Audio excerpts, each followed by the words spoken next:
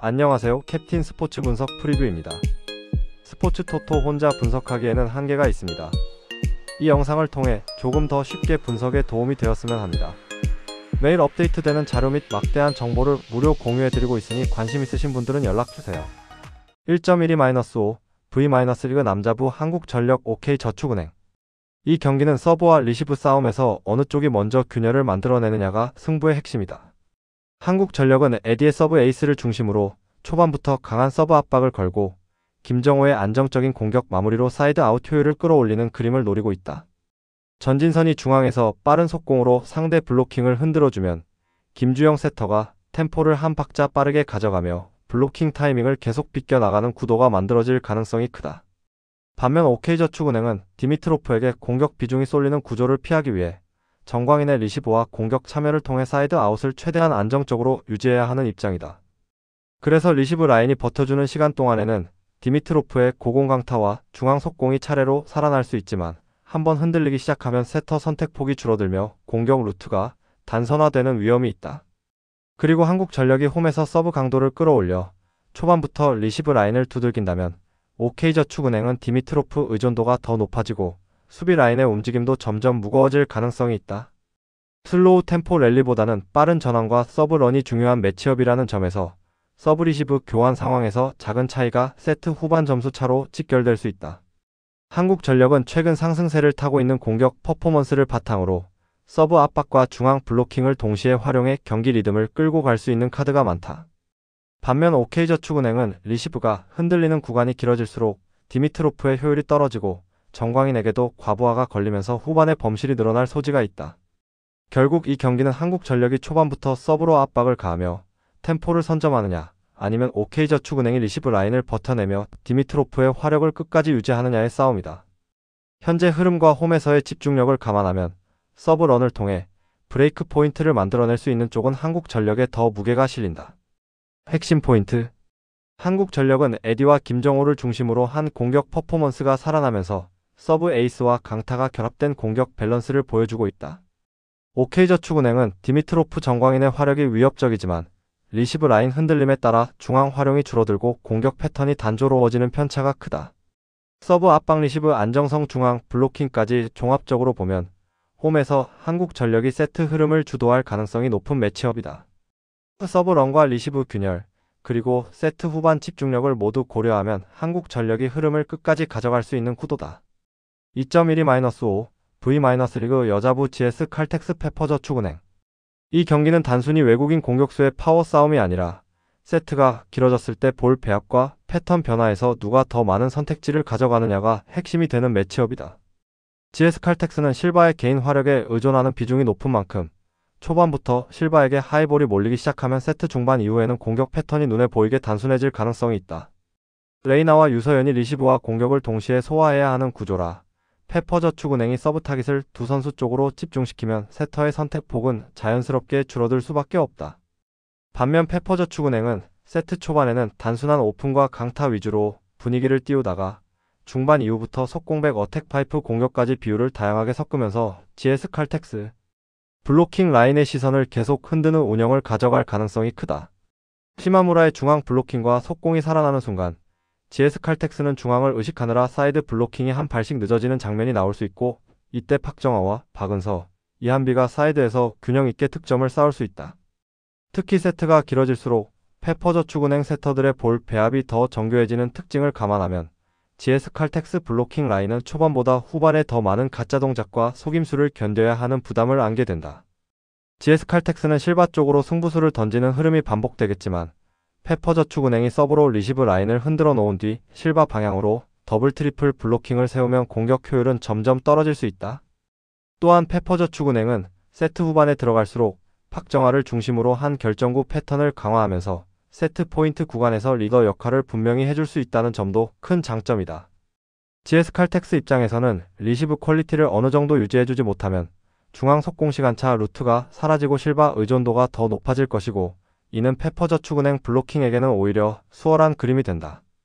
반대로 페퍼저축은행은 리시브가 조금 흔들리더라도 세트가 진행되면서 볼 높이와 템포 조절을 통해 공격 실책을 줄여가는 방향으로 조정할 수 있는 여지가 크다. 결국 이 경기는 세트 후반 볼 배합이 더 깊어지는 페퍼저축은행이 GS칼텍스의 블로킹과 수비 라인을 끝까지 끌고 다니면서 랠리 전체 흐름을 자기 쪽으로 돌릴 가능성이 높은 구도다. 특히 서브 공략과 패턴 변화에서 앞설 수 있는 쪽이 페퍼저축은행이라는 점을 감안하면 GS칼텍스가 초반 리드를 잡더라도 세트 막판에 역전을 허용하는 장면이 나와도 전혀 이상하지 않은 매치업이다. 핵심 포인트. GS칼텍스는 실바 비중이 높은 공격 구조라 리시브가 흔들리는 순간 공격 패턴이 단조로워지고 블로킹에 읽힐 위험이 크다. 페퍼저축은행은 세트가 길어질수록 세터 볼 배합이 정교해지며 속공백 어택 파이프까지 패턴을 다양하게 섞어 상대 블로킹 집중력을 분산시킨다. 서브 타깃 선정과 세트 후반 볼 배합까지 감안하면 페퍼저축은행이 랠리 흐름과 스코어 흐름을 모두 뒤집을 수 있는 여지가 더 크다. 세트 후반 볼 배합의 깊이, 서브 공략의 명확성, 그리고 클러치 상황에서의 결정력을 모두 고려하면 페퍼저축은행이 경기 주도권을 가져갈 가능성이 높다. 3.12-5 WKBL 우리은행 하나은행 해시태그 홈팀 우리은행 1승 4패. 우리은행은 직전 경기 1130원정에서 KB스타즈 상대로 65-69 패배를 기록했으며 이전 경기 1128홈에서 BNK 썸 상대로 45-54 패배를 기록했다. 2연패 흐름 속에 리바운드 44-37, 3점 슛 7-13, 범실심 -6의 결과. 팀의 기둥이 되는 김단비 15득점과 이명관 19득점, 삼성 10득점이 분전했지만 수비 조직력과 팀 장점이 제대로 나타나지 않아 고전했던 경기. 3쿼터의 역전에 성공했지만 체력 저하로 4쿼터 주도권을 유지하지 못했고 외국인 선수들의 적응 문제로 로테이션 계획이 흔들렸던 상황. 정규 시즌 홈 경기에서는 1승 2패 성적. 해시태그 원정팀 하나은행 4승 1패. 하나은행은 측정 경기 121 홈에서 BNK 썸 상대로 60-49 승리를 기록했으며 이전 경기 1129 원정에서 KB스타즈 상대로 67-57 승리를 기록했다.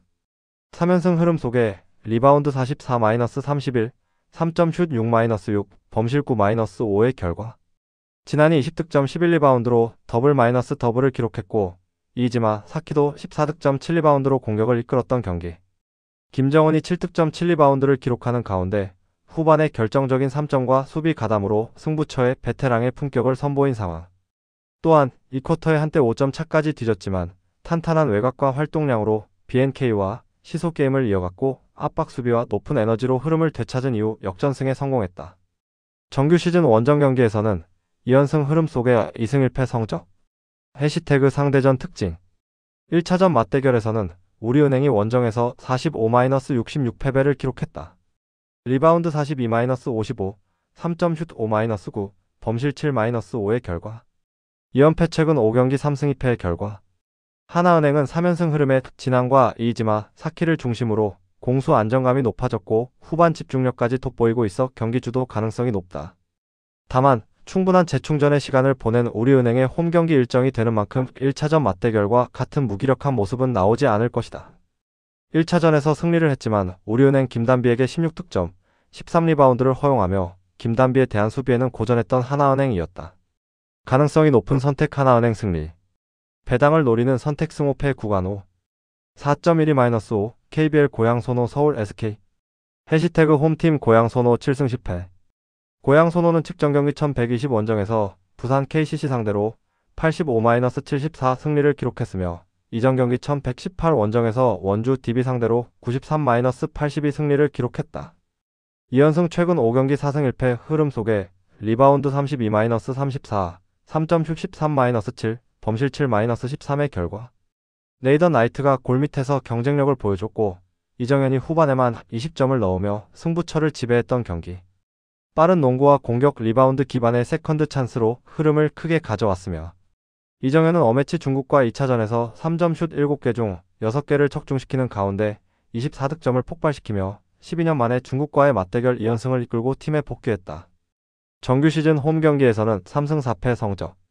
해시태그 원정팀 서울 SK 9승 8패 KBL. 서울 SK는 직전 경기 1119 원정에서 울산 모비스 상대로 89-68 승리를 기록했으며 이전 경기 1117홈에서 수원 KT 상대로 연장전 승부 끝에 85-83 승리를 기록했. 리그 일정 2연승 6경기 5승 1패 흐름 속에 리바운드 34-23, 3점 슛 6-6, 범실 9-15의 결과. 김낙현은 외곽과 2대2 공격을 통해 꾸준히 득점을 만들어냈고, 원희는 페인트 존에서 다양한 패턴으로 안정적인 득점을 이어가며 중심축 역할을 했던 경기. 전희철 감독과 안영준이 어매치로 인해서 자리를 비웠지만 EASL 일정과 리그 일정을 병행하면서 지쳐있던 주축 선수들이 어매치 브레이크를 통해서 재충전을 끝냈다는 것은 긍정적인 요소가 된다. 정규 시즌 원정 경기에서는 4승 5패 성적. 해시태그 상대전 특징. 가장 최근의 맞대결에서는 고양 소노가 홈에서 82-78 승리를 기록했다. 최근 5경기 2승 3패의 결과. 해시태그 배팅 추천. 고양 소노는 최근 상승세 속에서도 홈에서 수비 기복이 남아있고 네이던 나이트 의존도가 높아 흐름 유지에 불안 요소가 있는 모습이다. 반면 서울 SK는 김낙현과 원희의 안정적인 득점 구조가 살아나며 6경기 5승 흐름을 이어가고 있고 어매치 휴식기를 통해 추축 선수들의 체력 회복까지 더해져 경기 운영의 완성도가 높다. 5.12-5 KBL 서울 삼성 수원 KT. 해시태그 홈팀 서울 삼성 7승 10패. 서울 삼성은 직전경기 1120 원정에서 원주 DB 상대로 79-84 패배를 기록했으며 이전 경기 1116 원정에서 고양 소노 상대로 75-72 승리를 기록했다. 고양 소노 상대로 3연패에서 벗어나는 승리가 나왔지만 연승 도전은 물거품이 되었으며 리바운드 37-38, 3점 슛 13-9, 범실 14-14의 결과. 전반전에 51-37로 앞섰음에도 후반 들어 DB의 스위치 수비와 기동력에 밀리며 역전패를 당한 경기. 캐렘 칸터가 21.8리바운드로 분전했고 후반 추격 과정에서도 중요한 득점을 올렸지만 결정적 순간마다 실수가 반복된 상황. 너무 일찍 샴페인을 터트린 선수들의 집중력 저하가 치명적이었다. 정규 시즌 홈 경기에서는 3연패 흐름 속에 4승 7패 성적. 해시태그 원정팀 수원 KT 손익분 9승 8패. 수원 KT는 직전 경기 1119 원정에서 안양 정관장 상대로 68-62 승리를 기록했으며 이전 경기 1117 원정에서 서울 SK 상대로 83-85 패배를 기록했다. 2연패에서 벗어나는 승리가 나왔으며 리바운드 33-33, 3점 슛 10-9, 범실 10-14의 결과.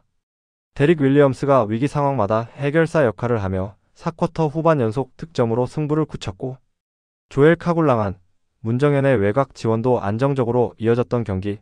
4쿼터 시작과 동시에 어시스트와 리바운드를 각각 2개씩 기록하며 분위기를 완전히 KT 쪽으로 가져오게 했던 강성욱의 낌짝 활약도 소득이 되었으며 한희원은 4쿼터에만 3점 슛 2개를 성공시키며 결정적 흐름을 더했던 상황. 정규 시즌 원정 경기에서는 4승 3패 성적. 해시태그 상대전 특징. 가장 최근의 맞대결에서는 서울 삼성이 원정에서 66-74점 반전 32-34 패배를 기록했다. 2연패 최근 5경기 2승 3패의 결과. 해시태그 배팅 추천. 서울 삼성은 후반 수비 약점과 기복 있는 집중력이 반복되며 홈에서 3연패를 기록하는 등 뒷심 부족이 뚜렷한 모습이다. 반면 수원 KT는 데릭 윌리엄스를 중심으로 승부처 해결 능력이 안정적이며 외곽 라인의 지원과 벤치 자원의 활약까지 더해져 원정에서도 높은 경쟁력을 유지하고 있다. 12-5 호주 어리그 퍼스 글로리 FC 웨스턴 시드니 원더러스. 이 경기는 퍼스 글로리의 3백 전개와 웨스턴 시드니의 4백 빌드업이 정면으로 부딪히는 매치업이다. 초반에는 웨스턴 시드니가 풀백과 3선의 패스를 활용해 경기 템포를 맞추고 바바루세스와 크라에프를 통해 측면과 하프 스페이스를 번갈아 공략하는 그림이 나올 수 있다. 퍼스 글로리는 이 구간에서 무리하게 전방 압박을 올리기보다는 3백과 중원 라인을 촘촘하게 유지하며 상대가 라인 간 간격을 넓히는 순간을 기다리는 쪽에 가깝게 운영할 가능성이 크다. 그러나 시간이 지날수록 웨스턴 시드니 특유의 문제점이 드러난다.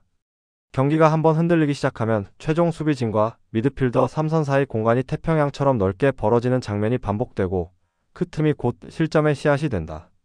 바로 이 공간을 향해 퍼스 글로리의 타가트와 쿠차스키가 절묘하게 침투해 들어가는 그림이 자주 연출될 수 있다.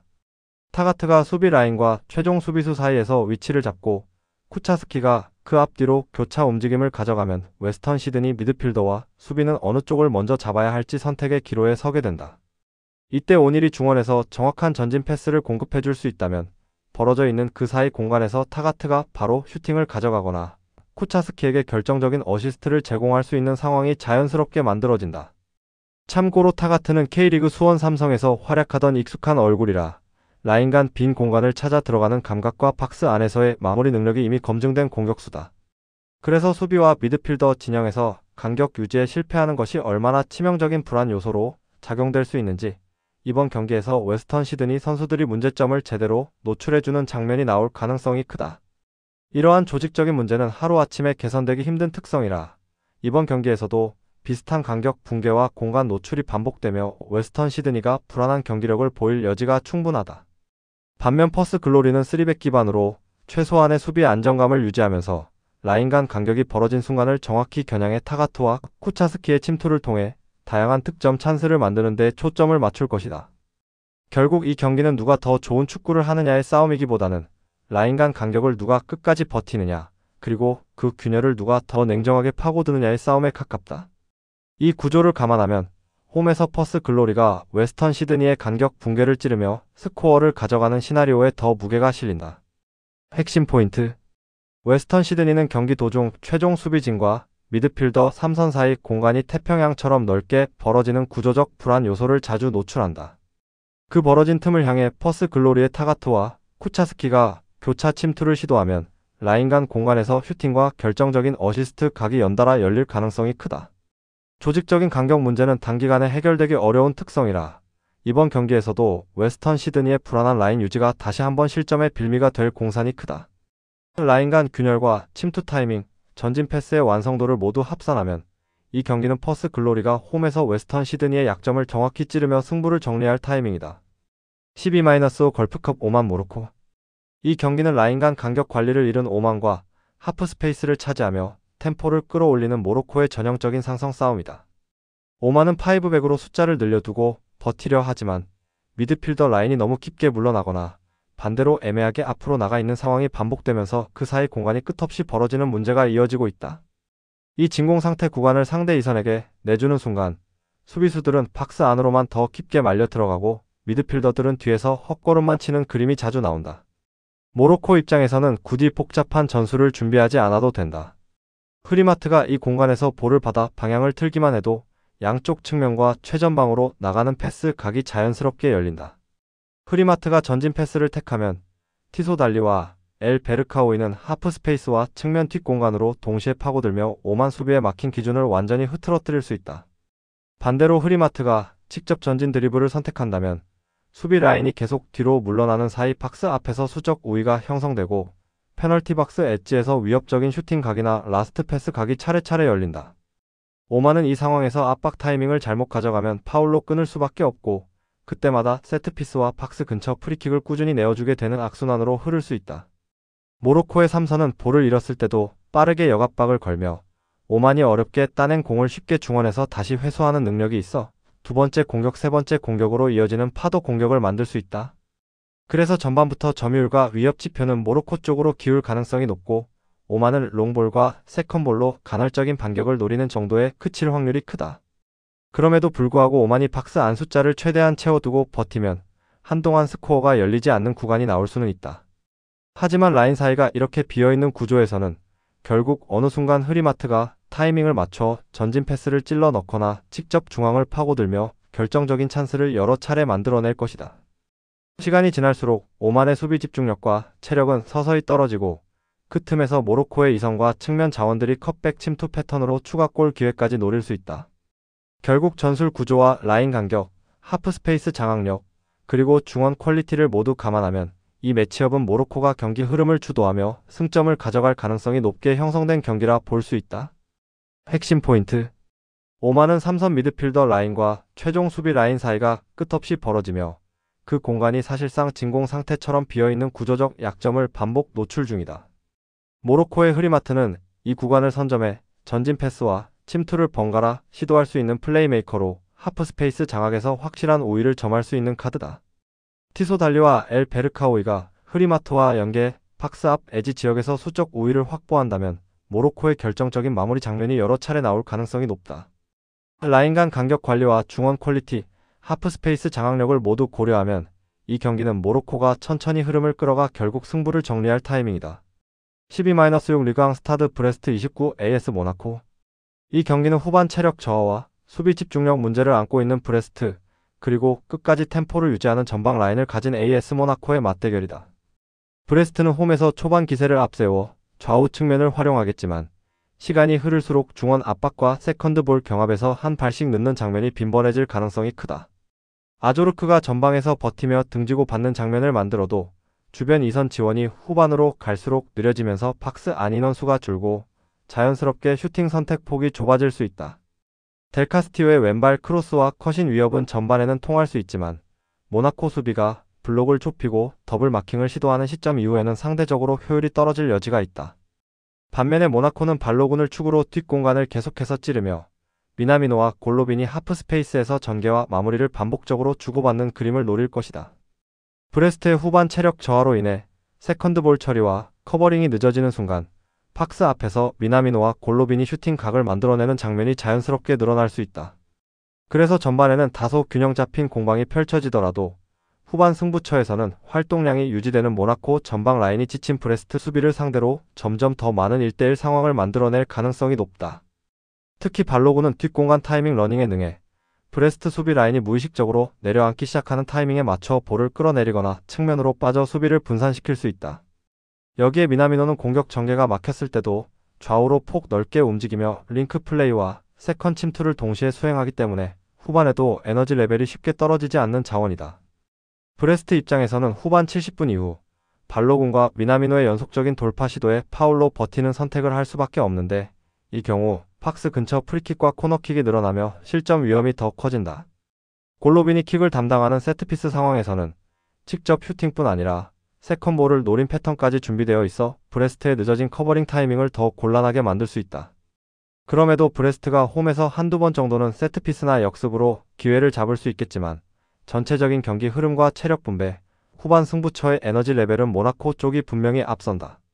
결국 초반 균형 구간 이후 후반으로 갈수록 브레스트의 라인이 점점 내려앉고 모나코의 전방 삼각편대가 지친 수비를 상대로 결정적인 찬스를 반복해서 만들어낼 시나리오가 그려진다. 전술적 상성과 체력 관리, 후반 경기 운영 능력까지 모두 감안하면 승부의 방향은 AS 모나코 쪽으로 점차 기울어질 가능성이 높다. 핵심 포인트: 브레스트는 후반 체력 저하로 세컨드볼 처리와 커버링 타이밍이 늦어지며 박스 주변에서 두 번째, 세 번째 슈팅을 허용하는 패턴이 반복되고 있다. AS 모나코는 발로군의 뒷공간 침투와 미나미노의 폭넓은 활동량, 골로빈의 키패스를 통해 후반에도 전방 압박과 마무리 퀄리티를 유지할 수 있는 스쿼드다. 체력 분배와 후반 승부처 집중력, 세트피스와 하프 스페이스 점유 능력까지 합산하면 모나코가 경기 막판의 승부를 정리할 가능성이 더 높은 흐름이다. 전술 상성과 체력 흐름, 후반 승부처의 집중력을 모두 고려하면 이 경기는 AS 모나코가 끝까지 밀어붙여 승점을 가져갈 타이밍이다. 12-6 에레디비지 엑셀시오르 FC 후로닝원. 이 경기는 중앙에서의 볼 순환 속도와 공격 템포 차이가 승부의 핵심이 되는 매치업이다. 엑셀시오르는 빌드업 단계에서 예고의 아닌 안전한 선택을 우선시하면서 볼이 중앙에서 머무는 시간이 길어지고 상대 수비에게 정렬할 시간을 계속 내주는 패턴이 반복되고 있다. 그래서 공격 전개가 한 템포씩 늦어질 때마다 반 듀이넨과 산체스 페르난데스가 좋은 위치를 잡고 있어도 패스 타이밍이 맞지 않아 찬스가 쉽게 막히는 장면이 자주 나온다. 반면에 후로닝원은 윌룸손의 연계와 반 베르엔의 스피드, 타하의 연계 움직임이 맞물리면서 중원에서 공을 잡는 즉시 전진 패스를 선택해 템포를 끌어올리는데 주저함이 없다. 때문에 중원 구간에서 두 팀의 템포 차이가 뚜렷하게 드러날 가능성이 크고 이 차이가 누적되면 자연스럽게 엑셀시오르의 수비 라인이 더 깊게 내려앉는 흐름이 만들어진다. 엑셀시오르가 라인을 내리고 버티는 선택을 할 수는 있겠지만 공격 전개가 늘어진 상태에서 역습 카드마저 제대로 활용하지 못하면 홈 2점도 희석될 수밖에 없다. 그렇지만 에레디비지 특성상 경기 자체의 속도가 빨라질 여지는 항상 존재하고 전후반 한 번씩은 엑셀시오르도 반 듀이넨을 활용한 박스 안 상황을 만들 수 있다. 그럼에도 불구하고 후로닝원이 전체적인 패스 속도와 전환 템포에서 확실히 우위를 점한다면 시간이 갈수록 엑셀시오르 수비 블록의 간격은 점점 벌어질 가능성이 크다. 특히 반 베르엔이 중앙과 측면을 오가며 템포를 끌어올리는 장면이 반복되면 엑셀시오르 더블 볼란치 라인이 압박과 커버를 동시에 처리하기 어려워질 수 있다. 이 순간에 타하가 하프 스페이스로 침투하면서 윌룸손과의 2선-1선 연계를 만들어낸다면 박스 근처에서 수적 우위를 형성한 상황에서 결정적인 슈팅 찬스가 열릴 것이다. 엑셀시오르는 세트피스 수비에서 마킹 집중력이 흔들리는 장면들도 종종 노출하고 있기 때문에 코너킥과 프리킥 한두 번에서 경기 흐름이 크게 바뀔 여지도 존재한다. 하지만 흐로닝원 입장에서는 오히려 이 세트피스 구간에서 반 베르헨과 윌룸손의 제공권, 세컨볼 대처 능력을 활용해 추가 득점까지 노려볼 수 있는 구조다. 엑셀시오르가 홈에서 라인을 올려 압박을 시도할 경우 수비 뒤 공간이 더 넓게 열리면서 반 베르헨의 직선적인 침투와 타의 연계 패스가 살아날 가능성이 높다. 반대로 엑셀시오르가 지나치게 내려앉아 버티기에만 치중하면 점유율과 지역 점유에서 밀리며 90분 내내 수비 부담이 누적되는 그림을 피하기 어렵다. 결국 템포와 전환 속도, 전방에서의 결정력과 세컨볼 경쟁력까지 종합해보면 이 경기는 흐로닝원이 경기 주도권을 쥐고 결과까지 가져갈 가능성이 더 높은 상성이라고 볼 수 있다. 핵심 포인트. 엑셀시오르는 중앙에서 볼 순환이 느려 공격 템포가 늘어지고 상대 수비에게 정렬할 시간을 내주면서 찬스가 쉽게 막히는 흐름이 반복되고 있다. 흐로닝원은 반 베르헨과 윌룸손, 타하를 중심으로 템포를 끌어올리며 빠른 패스 순환을 전개하고 박스 근처에서 수비 라인을 무너뜨릴 수 있는 전개 속도를 보유하고 있다.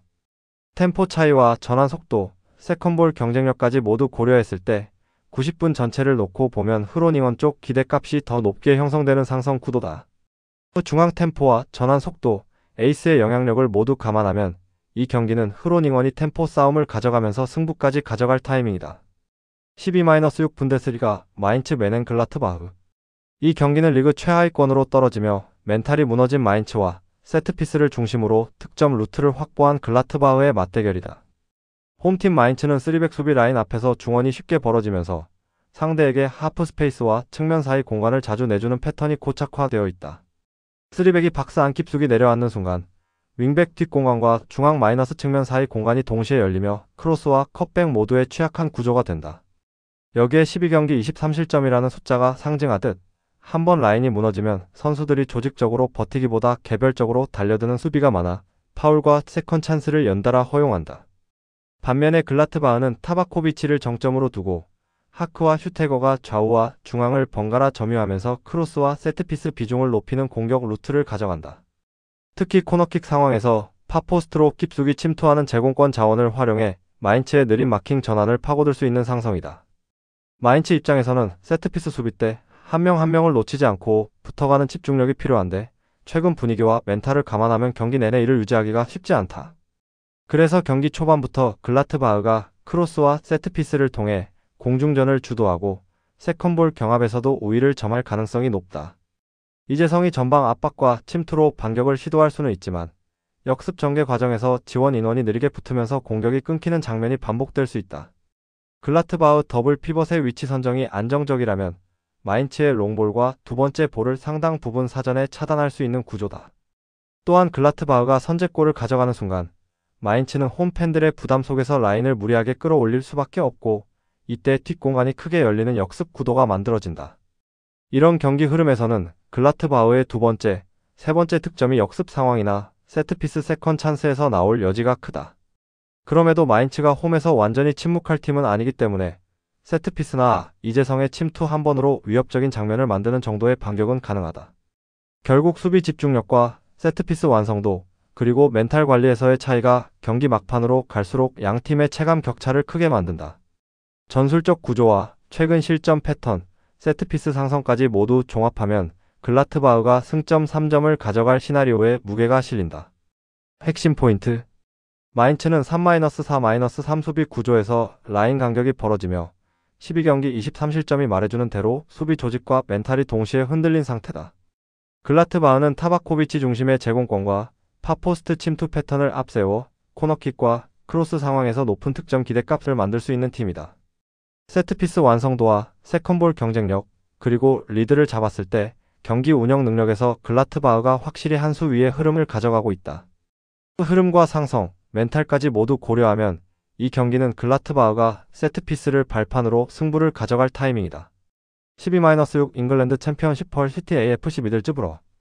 헐시티는 맥버니를 축으로 한 크로스 중심의 공격 루트와 게라트 아킨톨라의 활동량을 살린 전환 공격으로 홈에서 초반 기세를 끌어올릴 수 있는 팀이다. 그래도 더블 볼란치와 포백 사이의 간격 관리가 불안한 탓에 상대가 중원에서 탈압박에 성공하는 순간 포켓 공간과 하프 스페이스가 동시에 열리면서 한 번에 라인이 찢기는 장면이 자주 등장한다. 반면에 미들즈브러는 이스칸데로프의 스윙 패스를 통해 좌우 폭을 넓히고 그 과정에서 발생하는 포켓 공간을 코지미르자 F와 슈크로프가 침투하면서 마무리까지 연결해 나가는 구조를 이미 완성해 두고 있다. 그래서 이 매치는 단순히 점유율보다 포백 앞 공간을 먼저 점유하고 포켓을 먼저 사용하는 쪽이 경기 흐름을 통제할 가능성이 크며 그 부분에서는 미들즈브러가 전술적 우위를 점하고 있는 흐름이다. 헐시티도 세트피스와 맥버니의 제공권을 통해 득점 루트를 만들 수 있지만 경기 시간이 길어질수록 미들즈브러의 패스 템포와 침투 패턴의 수비 블록이 뒤로 끌려가며 라인 간 간격이 벌어지는 양상이 반복될 공산이 크다.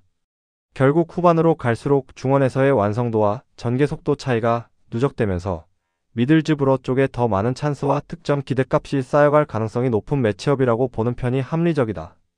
핵심 포인트. 헐시티는 맥버니의 제공권과 아킨톨라의 스피드를 활용한 전환 공격은 위협적이지만 더블 볼란치와 포백 사이 포켓 공간 관리가 흔들리는 약점이 뚜렷하다.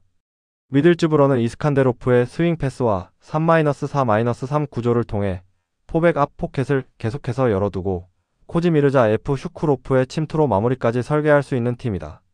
전술 구조와 중원 전개 완성도, 후반부 체력 분배까지 감안하면 포켓 공간을 먼저 점유하는 미들즈브러 쪽 기대값이 더 높은 매치업이다. 포백 앞 공간이 반복해서 열리는 헐시티의 구조적 약점과 그 포켓을 집요하게 파고드는 미들즈브러의 전개 패턴을 감안하면 이 경기는 헐시티가 버티기보다 미들즈브러가 흐름을 뒤집는 그림에 더 가깝다. 12-6 라리가 오비에도 RCD 마요르카. 이 경기는 수비 조직이 허술한 오비에도와 하프 스페이스 침투와 이선 연계를 강점으로 하는 마요르카가 맞붙는 구도다. 오비에도는 3백을 앞세워 수적 우위를 만들고자 하지만 실제로는 중앙과 측면을 가리지 않고 박스 안쪽 공간이 뻥뻥 뚫리는 장면이 반복되고 있다. 덴동커가 수비 라인 앞을 지키려 해도 일리치와 차이라가 전진하는 순간 뒷공간과 사이드 간격이 동시에 벌어지면서 누구도 완벽히 책임지지 못하는 애매한 공간이 계속 남는다. 마테오 조셉은 이런 애매한 공간, 특히 하프 스페이스 쪽으로 절묘하게 침투해 들어가는 움직임이 많아 오비에도의 수비 간격 문제와 정확히 맞물리는 유형이라 할 수 있다. 파블로 토레가 볼을 잡고 시야를 넓게 가져가면 조셉의 침투와 아사노의 측면 러닝을 동시에 활용해 박스 안팎에서 다양한 득점 패턴을 만들 수 있는 포지션이 자연스럽게 만들어진다. 오비에도는 홈에서 분위기를 끌어올리기 위해 전방 압박을 시도할 수 있겠지만 뒷라인과 중원이 따로 노는 구조적 문제를 단기간에 해결하기는 어렵다. 그래서 조금만 라인을 올리면 중원과 수비 사이 공간이 더 넓게 벌어지면서 마요르카의 이선 자원들에게 편한 볼 터치와 전진 드리블을 허용하는 역효과가 나올 가능성이 크다. 반대로 라인을 너무 내리면 박스 앞에서 파블로 토레가 여유있게 공을 잡고 방향을 틀며 마테오 조셉과 아사노에게 찔러주는 패스 각도가 계속 열리게 된다.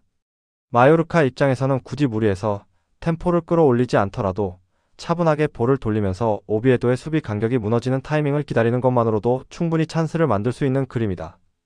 시간이 지날수록 오비에도 수비진의 집중력과 간격 관리 능력은 떨어질 수밖에 없고 이미 흔들리고 있는 수비 조직을 단기간에 드라마틱하게 개선하기도 어렵다. 이런 흐름이 반복되면 후반에는 세트피스나 두 번째 볼 상황에서도 마요르카가 더 빠르게 반응하며 추가 득점을 노릴 수 있는 환경이 만들어질 가능성이 높다. 마테오 조셉의 하프 스페이스 침투, 파블로 토레의 패스 선택, 아사노의 속도까지 겹치면 오비에도의 박스 안쪽과 그 앞 공간은 경기 내내 압박을 받게 될 것이다. 결국 오비에도는 수비 조직의 근본적인 문제를 아는 채 경기를 치러야 하고 마요르카는 이 허점을 집요하게 공략하면서 흐름과 스코어를 동시에 가져갈 수 있는 조건을 갖춘 상태로 경기에 들어간다고 볼 수 있다. 핵심 포인트. 오비에도는 중앙과 측면을 가리지 않고 페널티 박스 안쪽 공간이 쉽게 열리는 구조적 문제를 안고 있으며 그 여파로 리그 최하위인 20위까지 순위가 추락해 있는 상황이다. 마요르카는 마테오 조셉의 하프 스페이스 침투와 파블로 토레의 패스, 아사노의 측면 러닝을 결합해 오비에도의 간격 붕괴를 정면으로 파고들 수 있는 전술적 무기를 보유하고 있다. 수비 조직을 단기간에 드라마틱하게 끌어올리기 어려운 오비에도의 현실을 고려하면 경기 전체 흐름은 마요르카가 보다 수월하게 경기를 풀어가는 방향으로 흘러갈 가능성이 높다. 수비 조직의 취약함과 순위 현실, 그리고 마요르카의 침투 패턴과 이선 연계를 모두 감안하면 이 경기는 오비에도가 아니라 마요르카 쪽으로 승부에 추가 기울 가능성이 훨씬 크다. 12-6 리그 앙릴 OSC 올림피크 마르세유. 이 경기는 단순히 이름값 싸움이 아니라 릴의 조직적인 라인 간 압축과 마르세유의 벌어진 삼성 간격이 정면으로 충돌하는 흐름이 될 가능성이 크다. 릴은 더블 피벗을 중심으로 수비 라인과 이선의 간격을 촘촘하게 유지하면서 하랄손을 세컨드 라인 사이에 세워 전개 축을 만들어준다. 지루가 앞에서 볼을 지켜주는 순간 하랄손은 하프 스페이스로 파고들며 전진 패스를 요구하고 펠릭스 코레이아는 측면에서 안쪽으로 침투해 수비 라인을 끊어놓는다. 반대로 마르세유는 빌드업 시작 단계에서 수비 마이너스 중원 마이너스 이선 간 거리가 벌어지면서 패스 선택지가 눈에 띄게 줄어드는 장면이 자주 나온다. 그래서 더블 피벗이 공을 잡고도 전진 옵션을 고민하는 사이 상대 압박에 몰려 측면으로만 공을 빼거나 아예 중원에서 끊기며 역습을 허용하는 상황이 반복된다. 이때 릴의 에이스 하랄손이 세컨드 라인 사이로 전진 패스를 찔러 넣는다면 마르세유의 헐거운 삼성 간격은 그대로 노출되고 하프 스페이스를 완전히 장악하는 장면이 만들어질 가능성이 크다. 지루가 중앙 수비수를 등에 업고 버티고 코레이아가 측면에서 안으로 파고드는 움직임까지 연결된다면 박스 근처에서 수적 우위를 만드는 상황이 자연스럽게 발생한다. 마르세유 입장에서는 오바메양의 침투와 그린우드의 개인 기술에 기대 반격을 노릴 수는 있지만 빌드업 단계에서 자꾸 끊기면 이 장점을 꺼내볼 여유 자체가 줄어든다. 호이비에르는 수비 보호와 1차 차단에서는 분명 도움이 되지만 앞쪽 간격이 너무 벌어진 상태에서는 홀로 모든 공간을 커버하기 어려운 그림이 나온다. 그래서 시간이 지날수록 중원 싸움을 릴 쪽으로 기울고 세컨드 볼과 전환 속도에서도 홈팀이 우위를 점하는 전개가 나타날 가능성이 높다. 릴 입장에서는 홈 경기장의 열광적인 응원 속에서 라인을 끌어올려 압박 강도를 유지하면서 하랄손을 중심으로 전개축을 계속 흔들어 마르세유의 불안한 삼선을 시험해 볼 수 있다. 마르세유가 세피스나 개인 기량으로 한두 번은 날카로운 장면을 만들 수 있겠지만 오픈 플레이에서의 조직력과 간격 관리만 놓고 보면 릴의 완성도가 한 수 위라는 느낌을 지우기 어렵다. 결국 이 경기는 하프 스페이스를 누가 더 안정적으로 점유하고 빌드업 과정에서 누가 덜 흔들리느냐의 싸움인데 최근 흐름과 전술적 완성도를 종합하면 무게 중심은 릴 쪽으로 더 기울어져 있다고 보는 편이 자연스럽다. 핵심 포인트. 마르세유는 빌드업 과정에서 삼성 간격이 쉽게 벌어지며 패스 루트가 막힌 뒤 중원에서 볼이 끊기는 장면이 반복되는 불안한 구조다. 릴은 하랄손을 축으로 하프 스페이스를 점유하고 지루와 코레이아의 움직임을 연동해 세컨드 라인 사이를 파고드는 전개 패턴이 안정적으로 자리 잡고 있다. 중원 압축력과 하프 스페이스 장악력, 그리고 세컨드 볼 싸움까지 모두 감안하면 기대값은 릴 쪽으로 더 크게 열려있는 매치업이다. 전술 구조와 삼성 간격, 하프 스페이스 집의 흐름을 모두 고려하면 이 경기는 릴이 끊어낼 타이밍에 가깝고 마르세유는 버티기만 해도 힘겨운 승부가 될 수 있다. 스포츠 분석 혼자서는 한계가 있습니다. 막대한 자료와 팁을 무료로 공유해드리오니 함께 적중률을 올려봅시다. 구독, 좋아요는 영상 제작에 큰 힘이 됩니다.